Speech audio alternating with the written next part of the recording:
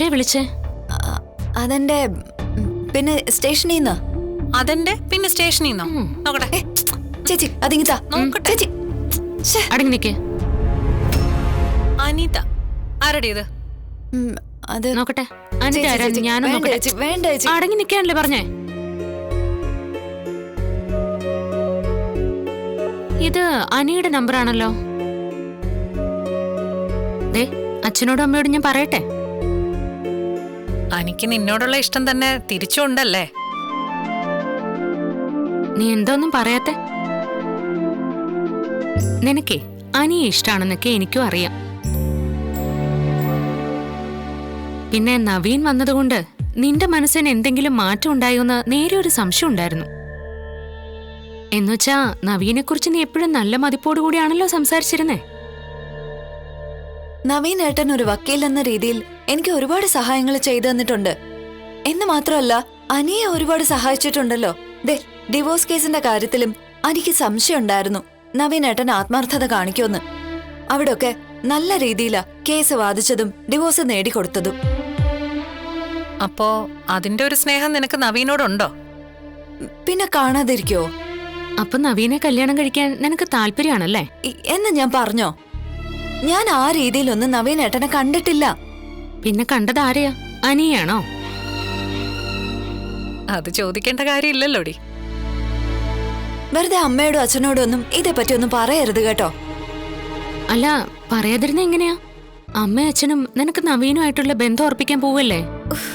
എനിക്ക് ആരോടും ഒന്നും പറയാനില്ല. ദൈവത്തെ ഓർത്ത് ഈ കാര്യം ഇവിടെ സംസാര വിഷയമാക്കരുത്.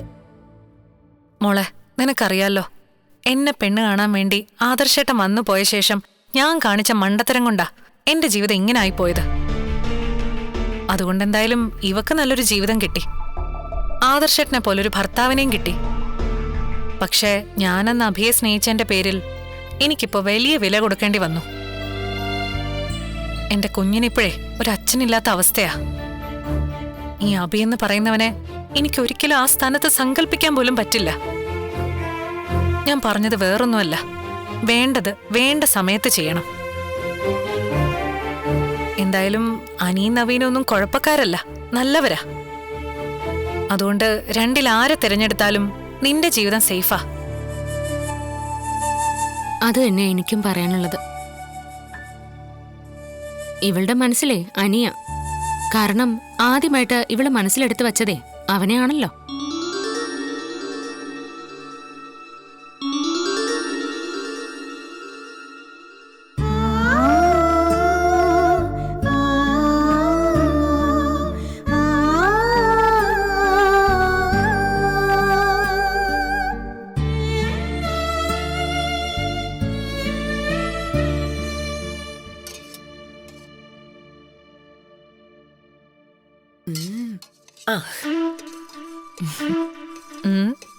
അമ്മ എന്താ ഉണ്ടാക്കുന്നെ?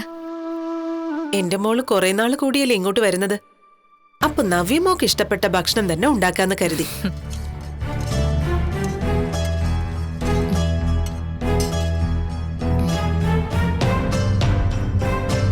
അല്ലമ്മേ, നന്ദുവിന്റെ കാര്യങ്ങളിപ്പോ എങ്ങനെയാ? അത് പറയാനായിട്ട് ഞാൻ വരുമായിരുന്നു. ദേ, എല്ലാവരും കൂടി ചേർന്നേ നമ്മുടെ നന്ദൂട്ടന്റെയും നവീന്റെയും കല്യാണം അങ്ങ് നടത്തണം. ഈ വീട്ടിലെ അവസാനത്തെ കല്യാണമല്ലേ, അതുകൊണ്ട് നമുക്ക് ആർഭാടായിട്ട് തന്നെ നടത്തണം. നവീനെ നന്ദുവിന് ഇഷ്ടാണോ? അതുകൊണ്ടല്ലേ അത് പെട്ടെന്ന് നടത്തണമെന്ന് പറഞ്ഞത്. അല്ലമ്മേ, നവീൻ മാന്യനാണ്. ആ, അല്ലാതെ ഞാൻ പറഞ്ഞോ? അതുകൊണ്ടാണ് ഞാനും ഗോവിന്ദേട്ടനും നവീനെ മരുമോനാക്കാൻ തീരുമാനിച്ചത്. അതല്ല ഇവള് പറഞ്ഞു വരുന്നത്. നവീനെ ഒരു ഭർത്താവായിട്ട് കാണാൻ നന്ദുവിന് പറ്റുന്നില്ല. അയ്യേ, അതിന് ഇപ്പൊ കാണണ്ട, കല്യാണം കഴിഞ്ഞിട്ട് കണ്ടാ മതി. അല്ല, അവളോട് ഞങ്ങൾ സംസാരിച്ചു. അപ്പോ അവക്ക് നവീനുമായിട്ട് ഒന്നിച്ച് ജീവിക്കാനായിട്ട് വലിയ താല്പര്യമുള്ളതായിട്ട് തോന്നിയില്ല. ദേ, ഒരു കാര്യം ഞാൻ പറഞ്ഞേക്കാം. നിന്റെ ചേച്ചി മടങ്ങി വന്നതിന്റെ സന്തോഷത്തിലാ ഞാനും നിന്റെ അച്ഛനും ഒക്കെ. അത് വെറുതെ തല്ലിക്കെടുത്തരുത്. ചേച്ചി അനിയത്തിയും കൂടെ നന്ദൂട്ടന്റെ കല്യാണത്തിന് പാര പണിയരുതെന്നാ പറഞ്ഞത്.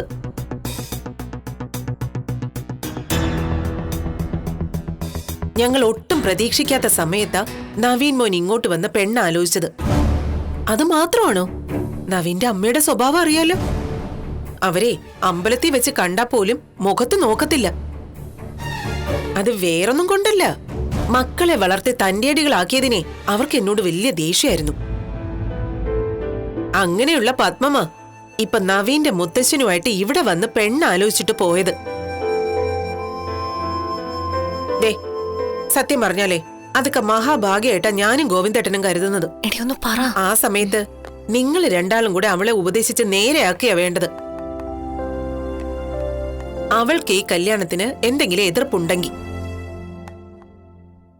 അവളുടെ കല്യാണം കൂടി കഴിഞ്ഞു കഴിഞ്ഞാലേ എനിക്കും ഗോവിന്ദേട്ടനും വലിയൊരു ടെൻഷനാ മാറി കിട്ടുന്നത്. അതിന് നിങ്ങളാൽ കഴിയുന്ന സഹായങ്ങളൊക്കെ ചെയ്തു തരണം. ദേ നയനമോളെ, നിനക്കറിയാലോ നിന്റെ ജീവിതം പച്ച പിടിച്ചു കഴിഞ്ഞു. പക്ഷെ ഇവളുടെ കാര്യം അങ്ങനെയല്ല. കല്യാണം കഴിഞ്ഞ നാളെ മുതല് അഭിയും ജലജയും കാരണം ഞാനും നിങ്ങളുടെ അച്ഛനും മാത്രമല്ല, അനന്തപുരി തറവാട്ടിലുള്ള എല്ലാവരും തീ തിന്നുക. ഇനിയൊരു യുദ്ധത്തിന് ഞങ്ങൾക്ക് വയ്യ. ഇതാവുമ്പോ നവീന്റെ വീട്ടില് അവനെ കൂടാതെ അവന്റെ അമ്മയും മുത്തച്ഛനും മാത്രമേ ഉള്ളൂ. അവിടെ അടിയും വഴക്കും ഉണ്ടാക്കാൻ വേറെ ആരുമില്ല. പിന്നെ നമുക്ക് അടുത്തറിയാവുന്ന പയ്യനുമാണ്. അങ്ങനൊരു ബന്ധം വന്നാലേ ഏതെങ്കിലും രക്ഷിതാക്കളും വിട്ടുകളയോ? എങ്ങനെയെങ്കിലും ഈ ചിങ്ങത്തിൽ തന്നെ അത് നടക്കണേന്നാ എന്റെ പ്രാർത്ഥന.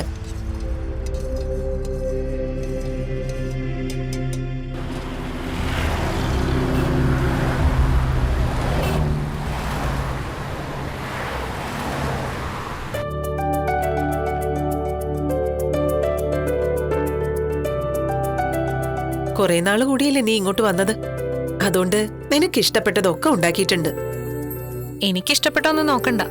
ഇപ്പൊ അമ്മയാവാൻ തയ്യാറാവുന്നതേ ദേ നമ്മുടെ രണ്ടാമത്തെ മോളാ. ആ മോൾക്ക് വേണ്ടതൊക്കെയാ കൊടുക്കേണ്ടത്. എങ്കിലുവേ ഇന്നത്തെ ചീഫ് ഗസ്റ്റ് എന്റെ ചേച്ചി തന്നെയാ. അതെ, ഇനി ഒരിക്കലും ഇങ്ങനെ ഒരു ചേച്ചി എനിക്ക് തിരിച്ചിട്ടില്ല എന്ന് കരുതിയതാ. ആ അമ്മയിരിക്കെ.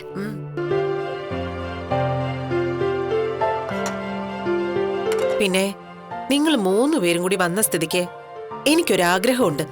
മുമ്പ് ഞാൻ നിങ്ങളെയും കൊണ്ട് നടക്കാൻ പോവായിരുന്നല്ലോ. അതെ, നടക്കാൻ പോവായിരുന്നു. അത് കൊളസ്ട്രോൾ കുറയ്ക്കാനൊന്നല്ല, പെൺമക്കൾക്ക് കോടീശ്വരന്മാരുടെ മക്കളെ കിട്ടണം. അതിനു വേണ്ടിയാണ് നീ ഇവരെയും കൊണ്ട് നടന്നത്. അതെ, അന്ന് അങ്ങനെ ആയിരുന്നെങ്കിലേ ആ കനകയല്ല ഇപ്പൊ ഗോവിന്ദേട്ടന്റെ മുന്നിലിരിക്കുന്നത്. എന്തൊക്കെ പറഞ്ഞാലും അന്നത്തെ രാവിലത്തെ നടത്തമുണ്ടല്ലോ, അത് നല്ല രസമായിരുന്നു അല്ലേ? അതുപോലെ നാളെ അതിരാവിലെ നമുക്കൊന്ന് നടക്കണം. നമുക്ക് 4 പേർക്കും കൂടി. മോടെ മാറ്റോറിയാത്ത പലരും ഉണ്ട് ഇപ്പോഴും അനന്തപുരിയില്. അത് ശരിയമ്മേ. അവരാരും വരാത്ത ഏതെങ്കിലും സ്ഥലത്തൂടെ നടക്കാം. ഇല്ലെങ്കിലും കുഴപ്പമില്ലമ്മേ. അഭിയോ അവന്റെ അമ്മയോ കണ്ടാലേ പ്രശ്നമുള്ളൂ. അവര് കാണില്ല. അവിടെ 7 മണി കഴിയാതെ 2 പേരും എഴുന്നേക്കില്ല. അല്ല, അവന്തികയോ? അവളെയാ പേടിക്കേണ്ടത്. ആ കൊച്ചു പാവല്ലേ മോളെ? അത്ര പാവമായിട്ടൊന്നും എനിക്ക് തോന്നിയിട്ടില്ല. അതുകൊണ്ടാ ഞാൻ നയനയോടും ആദർശേട്ടനോടും ഒക്കെ പറഞ്ഞത്, ഒരു കാരണവശാലും ഇപ്പൊ എനിക്കുണ്ടായ ഈ മാറ്റം അവൾ അറിയരുതെന്ന്. അവള് അനിയെ കല്യാണം കഴിക്കാൻ വേണ്ടിട്ടാണ് എല്ലാവരുടെയും മുന്നിൽ നല്ല പിള്ള ചമയുന്നെന്നാ എനിക്ക് തോന്നുന്നേ. ഏയ് അങ്ങനെയൊന്നും അല്ല ചേച്ചി. അല്ലെങ്കിലേ അയർലൻഡിലേക്ക് പോകുന്നതിന് മുമ്പ് അവൾ അഭിയേക്കാൾ അഹങ്കാരിയാണെന്നാണ് എല്ലാവരും പറഞ്ഞുകൊണ്ടിരുന്നത്. അങ്ങനെയുള്ളവള് അവിടെ പോയിട്ട് വന്നപ്പോഴേക്കും മൊത്തത്തിലങ്ങ് മാറിയോ? അല്ല, അത് ശരിയാ. ജലജയുടെ മോളാ, ഒന്ന് സൂക്ഷിക്കുന്നത് നല്ലതാ. അനാമികയും അനിയും തമ്മിൽ 2 കഴിഞ്ഞല്ലോ. ഇനി അനിയും അവന്തികയും തമ്മിൽ നിശ്ചയം നടക്കുമോ മോളെ? അതിനുള്ള സാധ്യത കുറവാച്ചാ. അനി തറപ്പിച്ച് പറഞ്ഞു കഴിഞ്ഞല്ലോ അവന്തികയെ വേണ്ടാന്ന്. അവന്തികയെ വേണ്ടാന്ന് മാത്രമല്ല നീ പറഞ്ഞത്. അവൻ ഇനിയൊരു കല്യാണം കഴിക്കുകയാണെങ്കിൽ അത് നന്ദുവിനെ മാത്രമായിരിക്കുന്നാ പറഞ്ഞത്.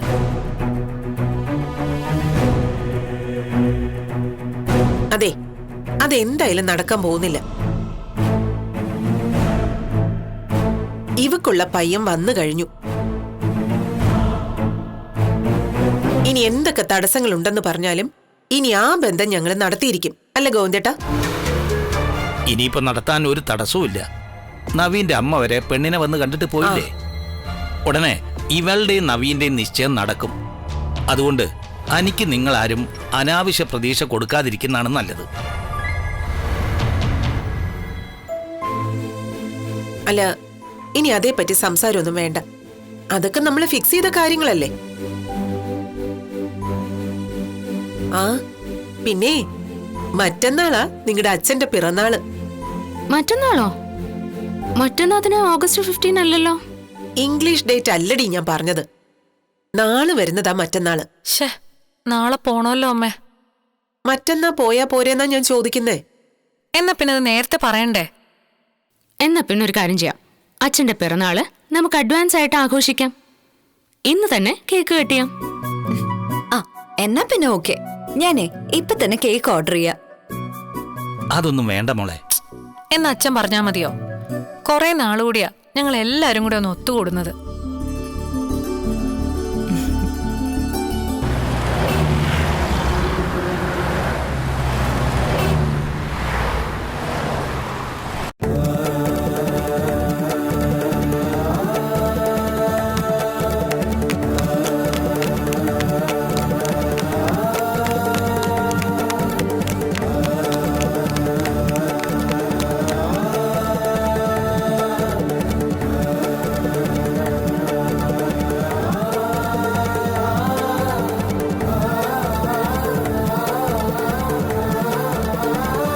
സത്യം പറയാലോ, കുറെ നാളുകൂടിയാണ് ഇത്രയും സന്തോഷം ഞങ്ങൾ അനുഭവിക്കുന്നത്, അല്ലേ കനകേ?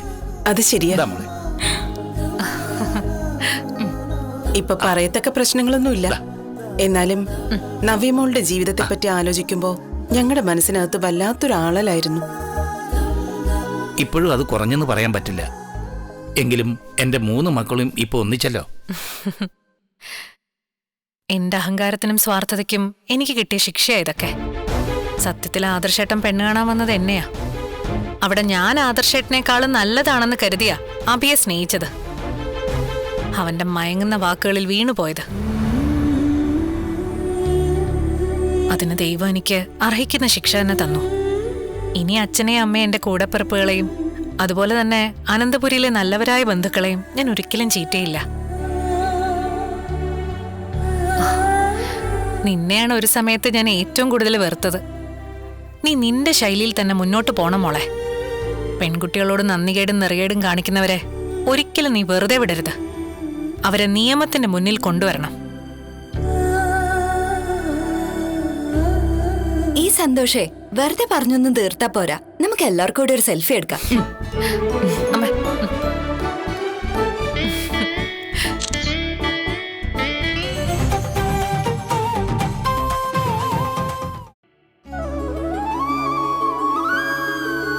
മരുമകളുണ്ടെന്നുള്ള ധാരണയിൽ സ്പെഷ്യലൊന്നും ഒരുക്കണ്ട കേട്ടോ. ഇടയ്ക്ക് ഞാൻ അങ്ങനെ അറിയാതെ ചെയ്തായിരുന്നു. അവിടെ പോയിട്ടേ നയന ഹാപ്പിയാ. അവിടുത്തെ ആഘോഷം അമ്മ കണ്ടോ?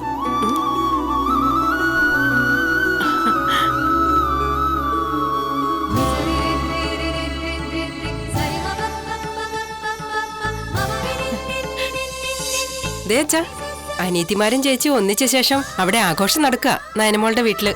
കാണട്ടെ. കേക്കൊക്കെ മുറിക്കുന്നുണ്ടല്ലോ. ആരുടെയെങ്കിലും പിറന്നാളാണോ? എല്ലാവരും ഒന്നിച്ചതിന്റെ സന്തോഷേ കേക്ക് മുറിച്ച് ആഘോഷിക്കുമായിരിക്കും. അല്ല മുത്തശ്ശ, 2 ദിവസം കൂടെ കഴിഞ്ഞ നയനയുടെ അച്ഛന്റെ പിറന്നാളാ. ഓ, അത് നേരത്തെ അവർ ആഘോഷിച്ചതാ. ആ വീട്ടിലെ റിബൽ നവ്യയായിരുന്നു. ഇപ്പൊ അവളും കൂടെ കൂടിയപ്പോ എല്ലാവർക്കും സന്തോഷമായി കാണും.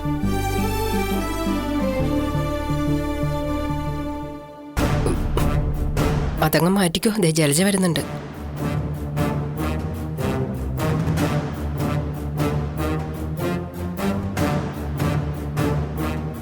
എല്ലാവരും എന്താ നോക്കുന്നേ? നീ കാണാൻ മാത്രമേ ഒന്നുമില്ല. അല്ല, നവ്യ കല്യാണത്തിന് പോയ ശേഷം നിന്നെ വിളിച്ചായിരുന്നോ? ഓ, അതൊന്നും പ്രതീക്ഷിക്കണ്ട. നയനമോളെ 4-5 തവണ വിളിച്ചായിരുന്നു. കല്യാണ സ്ഥലത്തെത്തിയിട്ട് നവ്യ ഒരു ഗ്രൂപ്പ് ഉണ്ടാക്കുന്നെന്നാ പറഞ്ഞത്. അവളോടെ താല്പര്യമുള്ളവരോടൊക്കെ പൊടിപ്പും തൊങ്ങലും വെച്ച് ഓരോരോ കള്ളക്കഥ പറയുമെന്ന്. ഇവളുടെ മരുമോളാണ്, അഭിയുടെ ഭാര്യ. അതിന്റെ ഗുണം അവൾ എന്തായാലും കാണിക്കും. എല്ലാരുമായിട്ട് തല്ലുകൂടി നടന്നാ മതിയോ? അഭി ചെയ്ത തെറ്റ് അവളെങ്കിലും വിശ്വസിപ്പിക്കണ്ടേ? എന്തിനാ മുത്തശ്ശി നമ്മൾ അതിനൊക്കെ നടക്കുന്നത്? പറയാവുന്ന രീതിയിൽ അവളുടെ അമ്മ എല്ലാം പറഞ്ഞിട്ടുണ്ട്.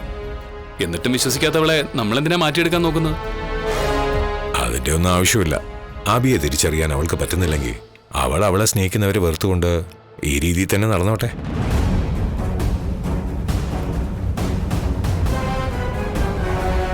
നയന ഇന്ന് തിരിച്ചു വരുമോ ഏട്ടത്തി?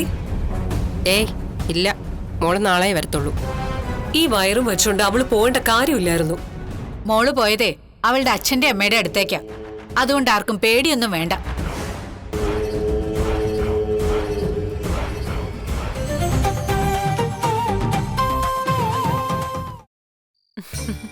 ചേച്ചി, ഇതിനകത്ത് മോളാണോ മോനാണോ? എനിക്കൊരു ആൺകുട്ടിയല്ലേ, അതുകൊണ്ട് ഇവൾക്കൊരു മോളായിരിക്കും.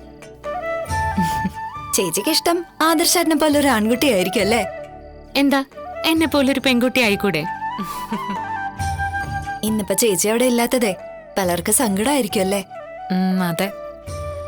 7-ാം മാസം നീ ഇങ്ങോട്ട് വന്നു കഴിഞ്ഞാ പിന്നെ 4-5 മാസം കഴിഞ്ഞിട്ടല്ലേ തിരിച്ചു പോകത്തുള്ളൂ. അതിനൊക്കെ ആദർശേട്ടനും അമ്മയും സമ്മതിക്കുമെന്ന് എനിക്ക് നല്ല സംശയമുണ്ട്. ആ, സമ്മതിക്കത്തില്ല. വിളിക്കുന്നതേ പ്രിയപ്പെട്ട ഭർത്താവ് തന്നെയാ. ഒരു നിമിഷം പോലും ചേച്ചിയുടെ ശബ്ദം കേൾക്കാതിരിക്കാൻ പറ്റുന്നില്ല.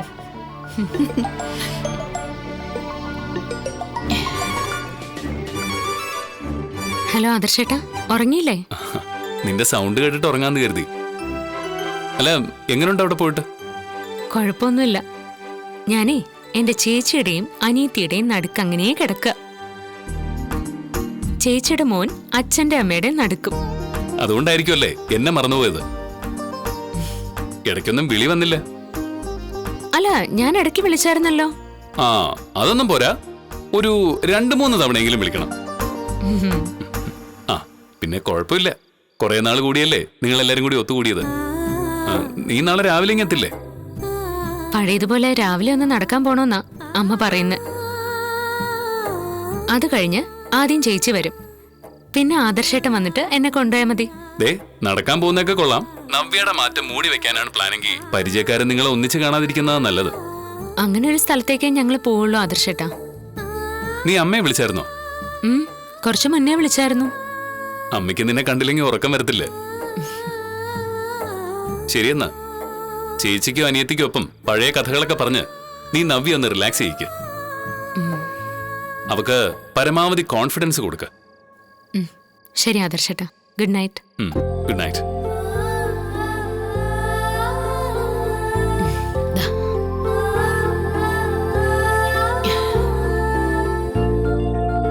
ചേച്ചിയുടെ കാര്യത്തില് ആദർശേട്ടന് നല്ല വിഷമമുണ്ട്. അങ്ങനെ ഒരു ഭർത്താവിനെ കിട്ടാൻ ഭാഗ്യം ചെയ്യണോടി. നിന്നെ സ്നേഹത്തോടെ ഏതു നേരവും വിളിക്കാൻ ഒരുപാട് ആൾക്കാരുണ്ട്. നിനക്ക് ചെറിയൊരു വിഷമം ഉണ്ടാവുമ്പോ തലോടി ആശ്വസിപ്പിക്കാൻ ആദർശേട്ടനെ പോലൊരു ഭർത്താവുണ്ട്. എനിക്ക് ആരും ഇല്ലാതെ പോയത്. എന്താ ചേച്ചി അങ്ങനെ പറയുന്നേ? ചേച്ചിക്ക് എല്ലാവരും ഉണ്ട്. പിന്നെ ദുഷ്ടരായ ഭർത്താവും അമ്മായിയമ്മയും ഇല്ലാതിരിക്കുന്നതന്നെ നല്ലത്. ഏഞ്ചൽറിയുടെ പരസ്യത്തിലൂടെ ഒരു മോഡലായിട്ട് ഞാൻ പേരെടുത്തു കഴിഞ്ഞു. ഇനി ആ പേര് മൂർത്തീസ് ജ്വല്ലറിക്ക് ഗുണമാവണം. ഈ നാടകം അവസാനിപ്പിച്ചതിന് ശേഷം പിന്നെ മൂർത്തീസ് ജ്വല്ലറിക്ക് വേണ്ടിയായിരിക്കും ഞാൻ എന്റെ സമയം ചെലവഴിക്കുന്നത്. അതിനുള്ള ഫലവും ചേച്ചിക്കുണ്ടാവും. ജോലി ചെയ്യാതെ പ്രതിഫലം പറ്റുന്നവരെയാ മുത്തശ്ശനും ആദർശേട്ടനും ഒക്കെ അവഗണിക്കുന്നത്. കുടുംബത്തിനും ബിസിനസിനും വേണ്ടി കഷ്ടപ്പെടുന്നവർക്ക് അതിന്റെ ഇരട്ടി സഹായം ചെയ്യും അവരൊക്കെ.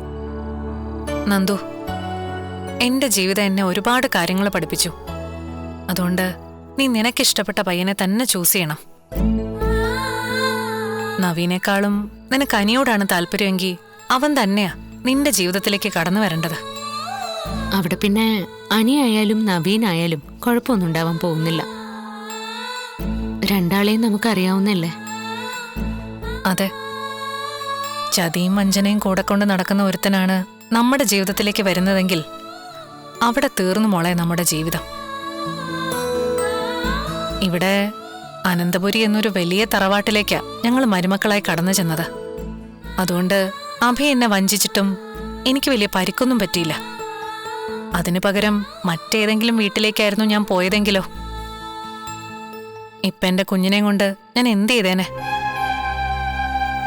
പിന്നെ ആരെയും കുറ്റപ്പെടുത്തിയിട്ട് കാര്യമില്ല.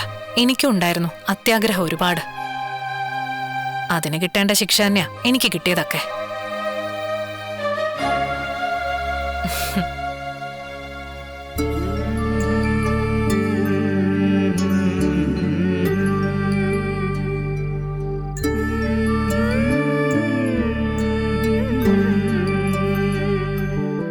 ഇവക്കുള്ള പയ്യൻ വന്നു കഴിഞ്ഞു. ഇനി എന്തൊക്കെ തടസ്സങ്ങളുണ്ടെന്ന് പറഞ്ഞാലും ഇനി ആ ബന്ധം ഞങ്ങൾ നടത്തിയിരിക്കും.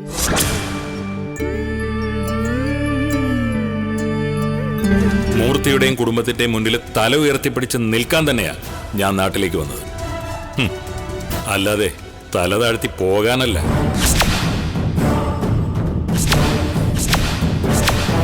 അച്ഛൻ തനിക്ക് താക്കീത് തന്നു വിട്ടതാണെന്ന് എനിക്കറിയാം. ഇനി ആ അച്ഛനെ കൊണ്ട് ഈ പ്രായത്തിൽ വേണ്ടാത്ത കർമ്മം താൻ ചെയ്യിക്കരുത്.